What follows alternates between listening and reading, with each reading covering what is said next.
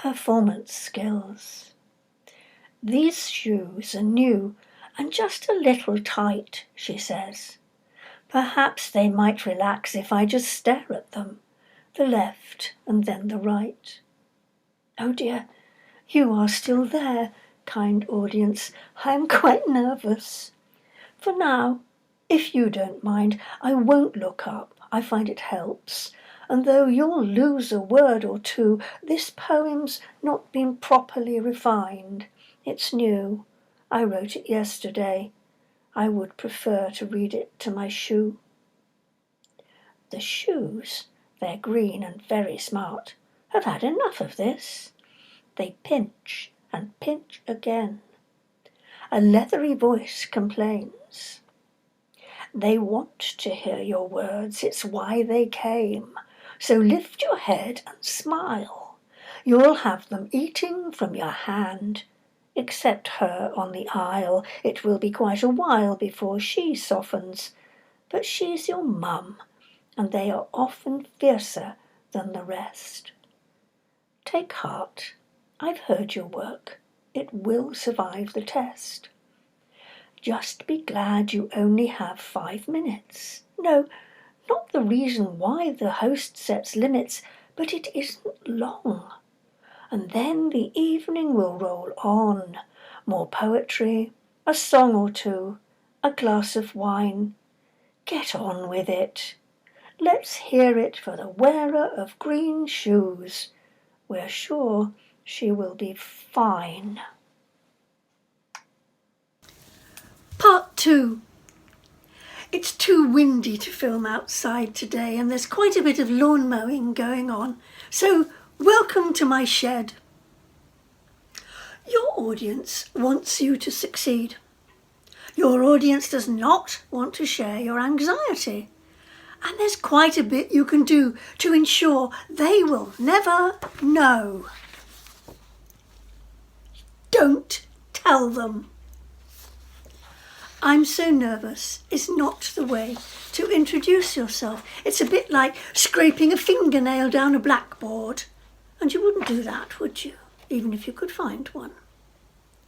But do introduce yourself and your poem. It's good to make it personal, and it acknowledges that contract I was talking about. People are interested in people, and they will want to know who you are and why you're there within reason. It is better to put the agonising story of your 4th divorce into the poem rather than the introduction, don't you think? Okay, so you've done that, and you notice your voice has become the squeak of a famished mouse, or even given up altogether. Breathe.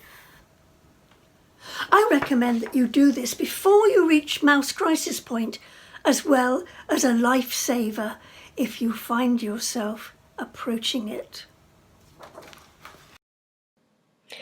That's better. Posture. Have your feet planted on the ground, your knees loose and relaxed. If you stand like a guardsman, you are creating tension and restricting your breathing. Torso, core engaged, or you may slump. Shoulders relaxed and down. If you hunch up your tummy or your shoulders, you are creating tension and restricting your breathing. Head balanced comfortably on your neck.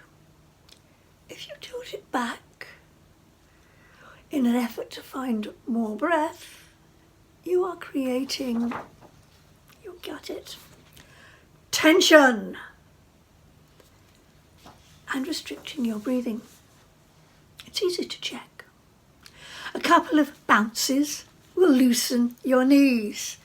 Shrugs and shoulder rolls will loosen your shoulders. Blowing the reed will engage your abdomen. Gentle head rolls.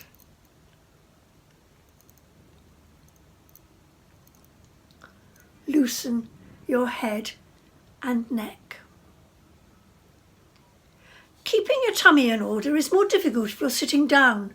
Try sitting with one leg extended. So, up to here. You need a soft jaw, a flexible tongue, and your lips ready to get round your words without stumbling. These are the important bits after all. A giant yawn.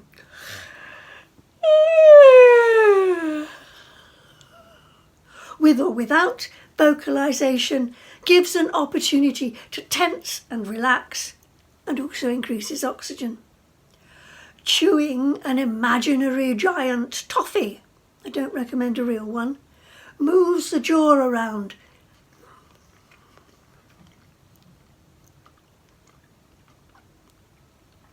Cleaning your teeth thoroughly with your tongue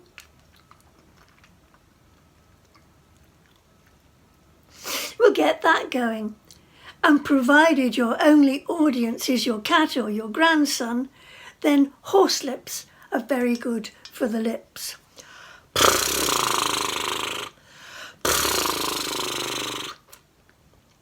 Then imagine that your voice, which is essentially what this is about, is coming from the soles of your feet without obstruction and supported by your relaxed body. And so we are back to breathe. Shallow breathing, which happens when we're nervous, not only produces less support for vocalization, but less oxygen for the brain that's running the show. Find your diaphragm. You can test this by putting your hands on your tummy while you're breathing and seeing how far you can push your fingers apart so you're breathing more deeply. One of the best exercises I've found for a performance is to breathe in deeply through my nose for a count of 4, pause, and then out through my pursed lips for a count of 8, like this.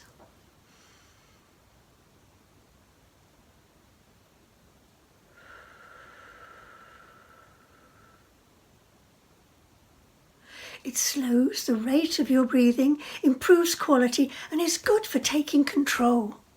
It's not all that noticeable when you're on your way to the rostrum. It's not all that noticeable when you're there. A visit to the internet will reveal many more exercises that you can use to improve your breathing. You need to warm up your voice, but be gentle.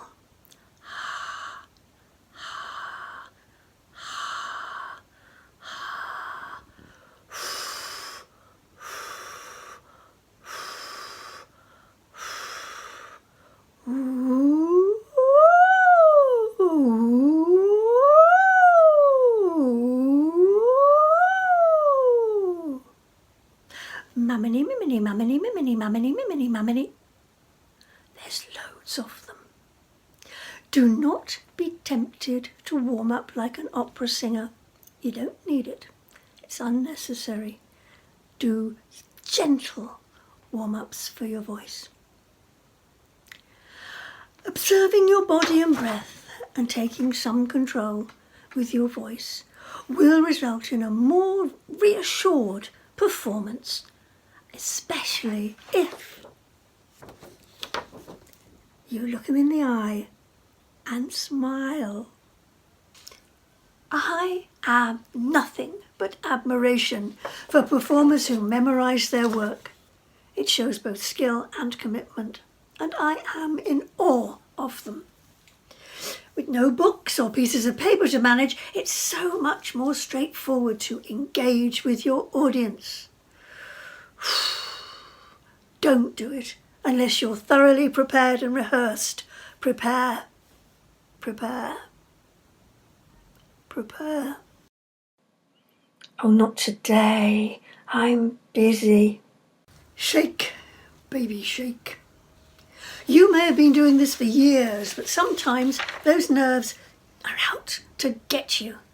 So there you are, holding a piece of paper, or maybe your newly published book, Lucky Devil, and the shakes start. Not only will this make unwanted noise over your microphone and cause you to lose your place, but it's really obvious. So, don't hold it. Use a lectern. Don't know if there's one there? Invest in a music stand.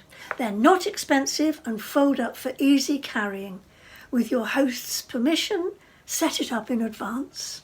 Others may well be grateful, and that's no bad thing.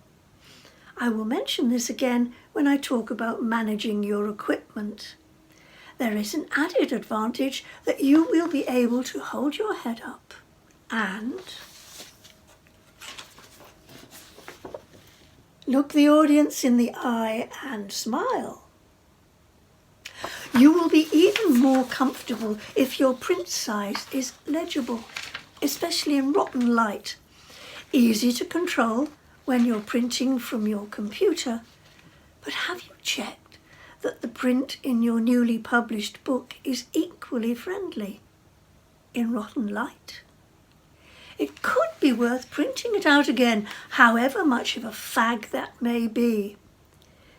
If you do end up holding your paper, by the way, it's quite a good trick to fold it in half. Far less to flap about. And finally, knees. No joke. You may have taken all the precautions you can to boost your confidence and be ready, but they still want to wobble.